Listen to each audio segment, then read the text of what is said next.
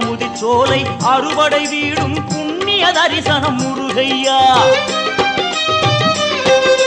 திருநீர் அணிந்து வரும் போது நெஞ்சில் நிம்மதி பிறக்குது கந்தையா. சுகனே சிவனார் மகனே உன்னை பாட பாட சுகமாகுதையா. வேல் முருகா அரோகரா அரோகரா.